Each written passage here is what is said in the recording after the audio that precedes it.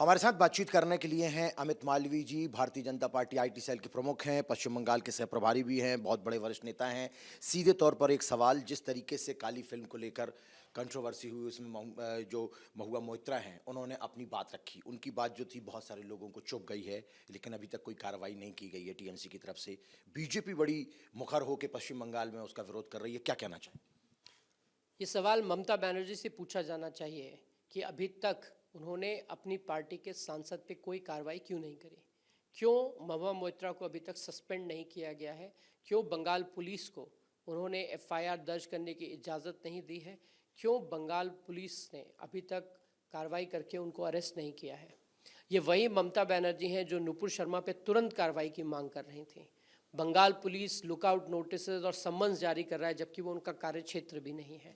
लेकिन अपनी ही पार्टी की सांसद बंगाल में बैठ के, कलकत्ता में बैठ के माँ काली पर अभद्र टिप्पणी करती हैं और ममता बनर्जी नसीहत दे रही हैं कि हमको पॉजिटिवली सोचना चाहिए। हाँ, उन्होंने कहा कि जो लोग काम करते हैं कभी कभी उनसे गलतियां हो जाती हैं। अब ये तो पता नहीं क्या काम किया है मोइत्रा जी ने, लेकिन आपको क्या लगता है ये जो बयान आया है ममता बनर्जी का, कितना सही है?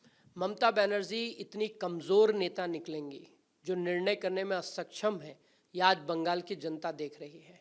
और ममता बनर्जी महुआ मोइत्रा पे कार्रवाई इसलिए नहीं कर रही हैं क्योंकि उन्होंने हिंदू देवी देवता पर टिप्पणी करी है, उन्होंने माँ काली का अपमान किया है। और बहुसंख्यक समाज ममता बनर्जी का वोट बैंक नहीं है। अगर यही टिप्पणी महुआ मोइत्रा ने किसी अल्पसंख्यक समाज के देवी देवता या गुरु पर करी होती तो महुआ मोइत्रा के खिलाफ तुरंत कार्रवाई ममता बनर्जी ने करी होती। तो ये जो दोहरे मापदंड है कि अगर बहुसंख्यक समाज की आस्थाओं को ठेस पहुँचे तो ठीक है, अगर अल्पसंख्यक समाज की भावनाओं को ठेस पहुँचे तो तुरंत कार्रवाई होनी चाहिए। अगर आपकी पार्टी की सांसद ये बयान दे तो गलती हो जाती है, अगर कोई और इस प्रकार का तथ्यात्मक बयान भी दे तो उस पर कार्रवाई होनी चाहिए। तो ये जो दोहरे मापदंड हैं जो ममता बनर्जी जिसके आधार पर अपनी राजनीति करती हैं, वो आज बंगाल की जनता के सामने है। और माँ काली आराध्य है, पूरे बंगाल में ही नहीं पूरे हिंदुस्तान में माँ काली की पूजा होती है। विश्व भर के जितने भी बंगाली हैं वो सब माँ काली में अटूट आस्था रखते हैं। दक्षिणेश्वर मंदिर ने बाकायदा बयान जारी किया है, मैं उनका एक ट्वीट देख रहा था जिसमें कहा है कि माँ काली के चित्रण पे या उन पर इस प्रकार की कोई भी अभद्र टिप्पणी स्वीकार्य नहीं है। लेकिन महुआ मोइत्रा पे कोई कार्रवाई ना होना ये दिखाता है कि उनको ममता बनर्जी का श्रेय मिला हुआ है, वो उनके संरक्षण में इस प्रकार के बयान दे रही हैं और इसके चलते ही वो आज बार बार अपनी बात पे कायम होने की बात कह रही हैं। और जितनी बार वो इस बात को कहती हैं उतनी बार वो हिंदू समाज को आघात पहुंचा रही हैं। इतना ही नहीं, हिंदू समाज को आघात पहुंचाने का जो सिलसिला शुरू हुआ था लीना के एक पोस्टर के बाद, उसके बाद लीना ने फिर आज तमाम चीज़ों को धता बताते हुए एक ट्वीट किया है, आपने भी देखा होगा, और एक और पिक्चर जो है वो ट्विटर पर डाली है। किस तरीके से देखते हैं इन लोग जब बाहर से बैठकर, देश के बाहर से बैठकर देश के लोगों का, देश के देवी देवताओं का अपमान करते, तो क्या आपको लगता है कि एक ये भी एक टूल किट है क्या कि देश में अशांति फैलाई जाए? क्योंकि अखलाक का भी आप माफ़ करिएगा, उदयपुर का जो मामला होता है वहाँ आपके महाराष्ट्र में एक मामला होता है, उसके बाद में अचानक से फिर ये चीज़ डाल दी जाती है। तो क्या देश के अंदर सिर्फ लोगों को बरगलाना उद्देश्य रह गया है? ये एक टूल किट के माध्यम से काम किया जा रहा है? क्या ये एक पूरी साजिश है? देखिए, हमारे देश में क्रिएटिव लाइसेंसेस के नाम पर एक लंबे समय तक हिंदू देवी देवताओं पर आघात करना, उनका आपत्तिजनक चित्रण करना, उनको विभत्स रूप में दिखाना, ये चलता रहा है। चाहे एम.एफ. हुसैन की पेंटिंग्स हों, चाहे लीना की फिल्म हो, चाहे आमिर खान की पीके हो, या अन्य ऐसी तमाम फिल्में जो इस देश में बनाई गई हैं जिसमें हिंदू समाज का जो चित्रण है वो एक आपत्तिजनक तरीके से किया गया है। इस प्रकार का चित्रण आप कभी भी किसी अन्य देवी देवता या धर्म के बारे में नहीं देखेंगे। यहाँ तक कि अन्य धर्मों को, उनकी आस्थाओं और मान्यताओं को बढ़ा चढ़ा के दिखाने का काम किया गया है सेक्युलरिज्म के नाम पर। कहीं ना कहीं इन लोगों को ऐसा लगता है कि हिंदू समाज की जो टॉलरेंस है वो हिंदू समाज की कमज़ोरी है, क्योंकि ये जानते हैं कि किसी अन्य धर्म का अगर इस प्रकार से चित्रण करेंगे तो जो अंजाम उदयपुर और अमरावती में हुआ वही अंजाम इनका होगा। इसलिए हिंदू समाज पर बार बार आघात करना, बार बार उनका चित्रण विभत्स रूप से करना, ये एक आम चीज़ हो गई है। लेकिन जिस प्रकार की जागृति पिछले कुछ सालों में हिंदू समाज में देखी गई है, मुझे लगता है अब समय आ गया है जब इस विषय पर खुल के चर्चा होनी चाहिए। और जिस तरीके का आप पुशबैक देख रहे हैं ये उसी का कारण है। आपको लगता है कि जिस तरीके की बहुत सारी फिल्म सीरीज आती हैं, ये होता है वो होता है, अलग अलग विज्ञापन बनते हैं, डॉक्यूमेंट्रीज फिल्में बनती हैं, और अक्सर ये चीज़ कहीं ना कुछ ऐसा निकल कर सामने आ जाता है जिससे कि लोगों की भावनाएं आहत होती हैं। क्या अब इसको लेकर कोई एक कानून बनाने की भी ज़रूरत है सरकार को, क्योंकि इस तरीके की चीज़ों पर पाबंदी लगाना भी बेहद ज़रूरी है।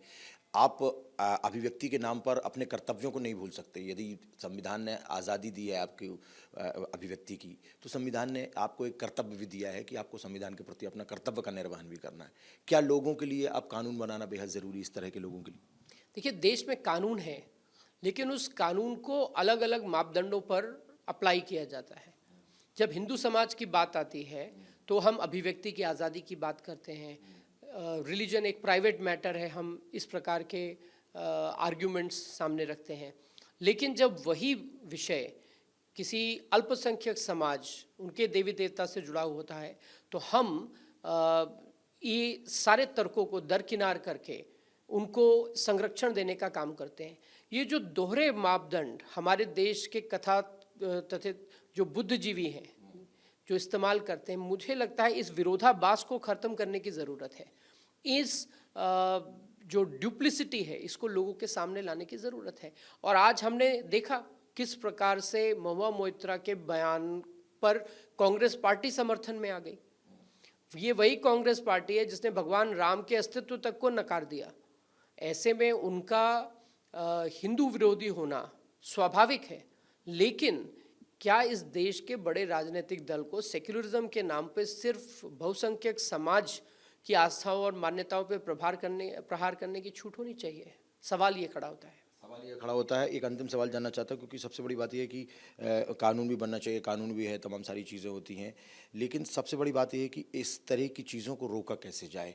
और सीधे तौर पर तमाम जो पॉलिटिकल पार्टीज़ हैं आपकी विपक्ष की, वो सीधे तौर पर बीजेपी पर आरोप लगाती हैं कि जब से प्रधानमंत्री मोदी की सरकार आई है, जब से वो सत्ता में आए, तब से उन्होंने लोगों को, समाज को तोड़ने का काम किया है। उन्होंने हिंदू मुस्लिम इतना ज़्यादा कर दिया है पूरे देश भर में कि आज ये स्थिति खड़ी हो गई। ये चीज़ बार बार सामने निकल कर आती, इसको लेकर क्या कहना चाहिए? 1930 में बाबा साहेब अम्बेडकर ने ऐसी तमाम घटनाओं का जिक्र अपने लेखन में किया था जिसमें हिंदू समाज के ऊपर माइनॉरिटीज़ ने धर्म को लेकर प्रहार किया, कई लोगों की जानें भी गई। उस वक्त तो भाजपा नहीं थी। आप अगर किसी विचारधारा पर नकाब डालने का काम करेंगे,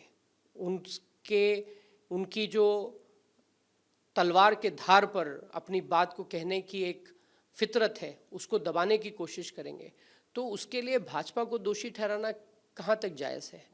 इस देश में कमलेश तिवारी को भी मारा गया। कौन से भाजपा के नेता ने उस पर बयान दिया था? दुनिया भर में इस प्रकार के प्रकरण बार बार सामने आते हैं। कौन से भाजपा के नेता इस प्रकार के बयान दे रहे हैं? और ये कहना कि ये सब अभी हो रहा है, ये कहाँ तक उचित है? अब अजमेर में हम देखते हैं कि राजस्थान की पुलिस चिश्ती को ये कह रही है कि आप ये बयान दे दीजिए कि आपने नशे में सरगर्म करने का वीडियो बनाया। ये तो कांग्रेस की सरकार की तुष्टीकरण है। इसमें भाजपा का कहाँ से बयान है, या भाजपा ने कहाँ इस पे कोई टिप्पणी करी? कन्हैया लाल को उदयपुर में मार दिया जाता है। वो एक हफ्ते पहले पुलिस के पास गए थे और उन्होंने कहा था मेरी जान को खतरा है। क्यों राजस्थान पुलिस ने उनको सुरक्षा नहीं दी? अमरावती में उमेश कोले को मार दिया जाता है और अघाड़ी की सरकार उसे चोरी का मामला बनाकर दबाने की कोशिश करती है। एक हफ्ते बाद जब सरकार बदल जाती है तब सच सामने आता है कि उनको धार्मिक उन्माद के चलते मारा गया। कहाँ थी भाजपा वहाँ? वहाँ तो कांग्रेस, एनसीपी और उद्धव ठाकरे की बची खुची शिवसेना की सरकार चल रही थी। तो भाजपा पे दोष मढ़ने से पहले इन सेक्युलर पार्टियों को अपनी राजनीति देखना होगा और समझना होगा। अगर आप दोहरे मापदंड रखेंगे और आप अपराधियों को बचाने की कोशिश करेंगे सिर्फ इसलिए क्योंकि वो एक धर्म विशेष और समुदाय विशेष से आते हैं, तो स्वाभाविक रूप से बहुसंख्यक समाज उस पर अपनी प्रतिक्रिया देगा। तो ये जो प्रतिक्रिया है, वो तमाम प्रतिक्रियाएं आ रही हैं, अलग अलग प्रतिक्रियाएं आ रही हैं। आस्था का मामला है। अब देखने वाली बात है कि इस पूरे मामले को लेकर राजनीति अब आगे कौन सा करवट बदलती है। वीडियो जर्नलिस्ट उमेश के साथ Himanshu Tiwari, Republic media network, Delhi.